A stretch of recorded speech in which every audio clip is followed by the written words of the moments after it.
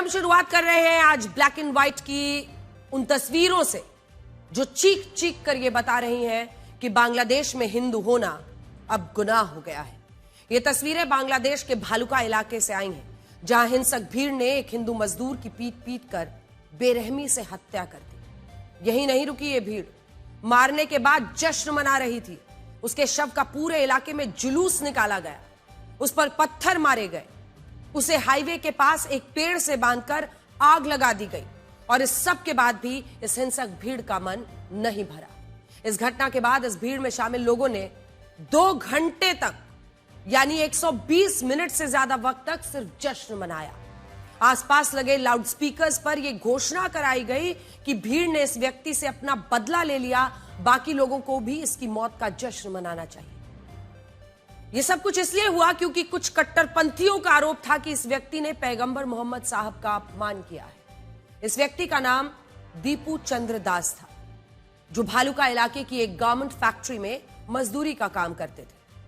आरोप है कि फैक्ट्री में काम करते वक्त उनकी 2 लोगों से बहस हुई थी, जिसके बाद वहां काम करने वाले लोगों में यह खबर फैल गई कि उन्होंने पैगंबर मोहम्मद साहब के खिलाफ अपमानजनक टिप्पणी की है।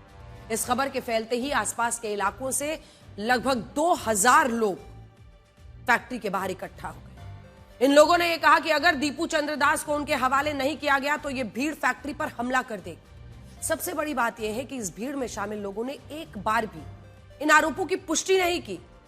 किसी ने यह नहीं सोचा कि इस व्यक्ति पर ईश निंदा का जो आरोप लगा है उसमें कितनी सच्चाई है। यह काम पुलिस को करना चाहिए था, लेकिन पुलिस भी भीड़ को देखकर वहां से गायब हो गई। हालात ये हो गए कि इसके बाद भीड़ फैक्ट्री के अंदर घुस गई। कुछ कट्टरपंथियों ने ऐलान कर दिया कि अब दीपू चंद्र दास को बीच सड़क पर जान से मारा जाएगा। आप इन तस्वीरों को देखिए जिसमें फैक्ट्री के बाहर कट्टरपंथियों की भीड़ दीपू चंद्र दास को बेरहमी से पीट रही थी। इस मॉब लिंचिंग का वहां जश्न मन रहा था। इस घटना से यह पता चलता है कि बांग्लादेश में अल्पसंख्यक हिंदुओं के अधिकार सिर्फ कागजों तक सीमित है। सड़कों पर अधिकारों का कोई वजूद है ही नहीं। अगर ऐसा होता तो यह भीड़ ईश निंदा के आरोप पर इस तरह से दीपू चंद्र दास की मॉब लिंचिंग नहीं करती।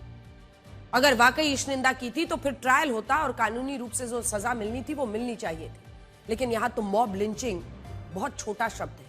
कट्टरपंथियों की इस भीड़ ने दीपू चंद्र दास की हत्या करने के बाद उसके शव का पूरे इलाके में जुलूस निकाला। जुलूस निकालने के बाद उसके शव को एक पेड़ से बांध दिया। आसपास रहने वाले लोगों से यह कहा कि वो इस लाश को पत्थरों से मारे। ऐसा लग रहा था कि इस भीड़ की आंखों पर कट्टरपंथ, नफरत की पट्टी बंधी हुई है।